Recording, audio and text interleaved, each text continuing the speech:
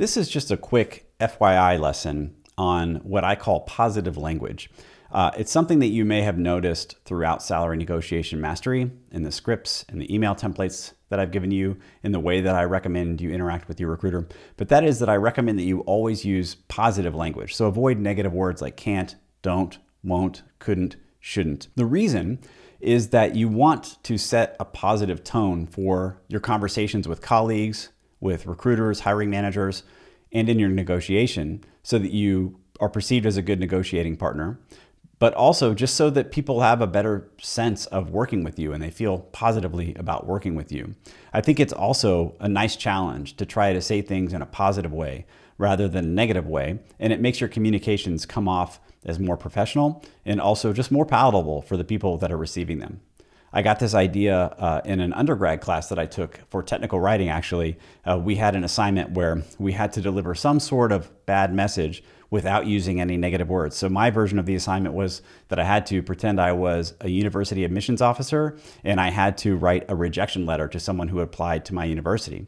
And if you think about that for a minute, it's pretty challenging because you're definitely delivering a negative message. They were probably hoping to get into the university. You're telling them you didn't get in, you're not qualified, you don't fit with our mission or whatever those words are, but you have to do it without using negative language. And so what that sounds like is something like, thank you for your application.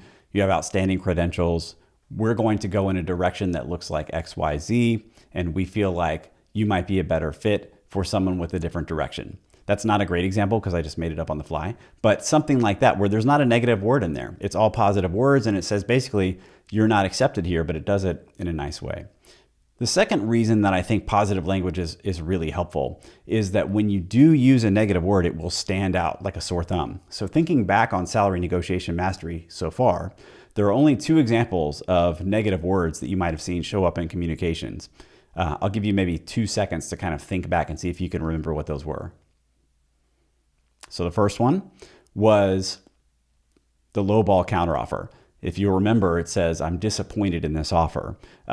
There's a method there, and that method is there are no negative words anywhere in anything that we've done so far, and all of a sudden out of nowhere you say I'm disappointed, and that will really stand out to the person that you're interacting with because you've been so positive so far. It will make them take notice that something is off. You have been disappointed and they're probably going to lose this deal, and they need to feel the weight of that. And the best way for them to feel the weight of that is to contrast that word disappointed with all of the positive language that you used in your interactions with them, your interviews, and everything else so far. The second example is earlier in this module when we ran into the case that their response to your counteroffer didn't meet the minimum acceptable salary that you set.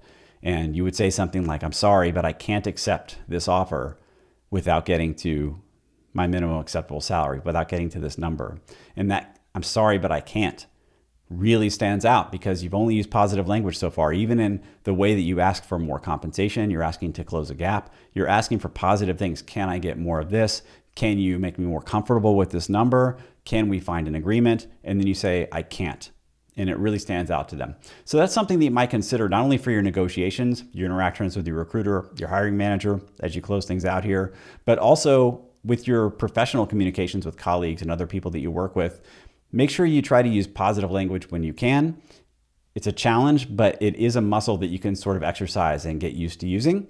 And it will make any kind of negative message that you have to send received much more heavily and more potently because you're only using negative language when you must communicate something is dire or needs very, very high levels of attention. So I hope that's helpful. Again, just a little FYI lesson on using positive language, but that might be something that you could work in to your communications in the future that will make them more powerful overall.